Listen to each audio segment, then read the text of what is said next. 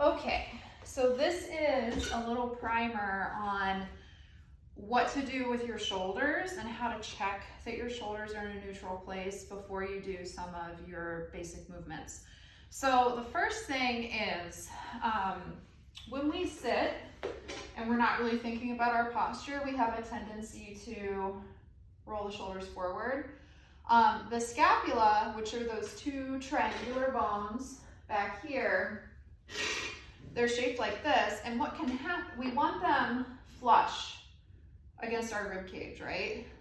And then they glide like this. But sometimes what happens is when we get internally rotated is the scapula, maybe if I switch the scapula comes forward, the bottom edge of the scapula. So it's not able to move as freely because it's off the rib cage, and the muscles aren't engaged and it's not as stable. So we want to make sure we're getting our scapula on the rib cage. We have that full muscle engagement, and the shoulder is not hanging out in the front of the socket, but it's in the center of the socket. So for this block, that means a lot of strengthening of these posterior delt muscles, the lat muscles, and your rotator cuff muscles that really pull that shoulder, that humerus, your arm bone, into the shoulder socket and ground that scapula onto the rib cage. And if you understand how to organize yourself and do that, you won't have that nagging pain, like if you're trying to do a barbell squat, or you feel like you're not making progress on your push-ups and movements like that. So first, I'm going to show you in a row. So if I'm rolled forward here, I'm going to feel in a row a lot of my front delt and a lot of my trap, which we don't want. We want the rows to get our lat muscles here. So in order to do that, we refine our setup to be pulling the shoulder blade onto the ribs, and then watch my shoulder in relation to my ear. So I'm pulling everything down, and now I feel my mid-back. I'm going to reach my elbow back toward my hip. And that's getting a lot more of this right here.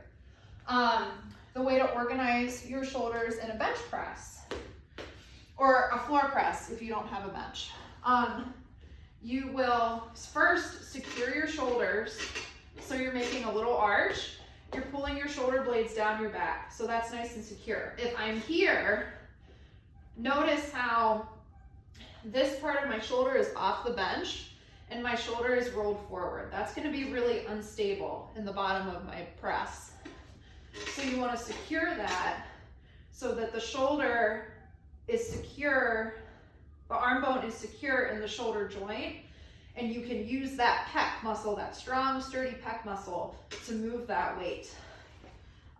In an overhead press, instead of being way out here like a T shape, that's really unstable for the front of the shoulder, we're going to bring in at about 60 degrees, and we're not going to start from here. We're going to do that same thing where we pull the shoulder blade down. Unlike the bench press, where we're like this to secure the shoulder, because we're loading ourselves this way, it's called axially, we're loading our skeleton, we want to make sure the ribs are over the pelvis. So I'm really strong through my core like a plank. And this applies if I'm sitting or standing. My elbow is right underneath the dumbbell, and I'm pushing straight up rather than being way out here or having my elbow behind.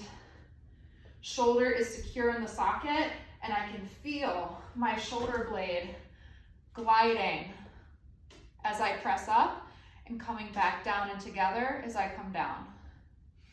That doesn't mean over retracting, right? It means we're just moving freely and we're starting from a neutral place.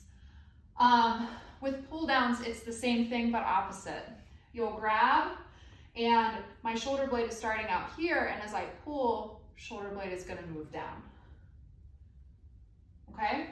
So those are the main places where I really want you to focus on what your shoulder's doing, and focus on building that mind-muscle connection with how your shoulder blade is interacting with your torso and sliding across your rib cage.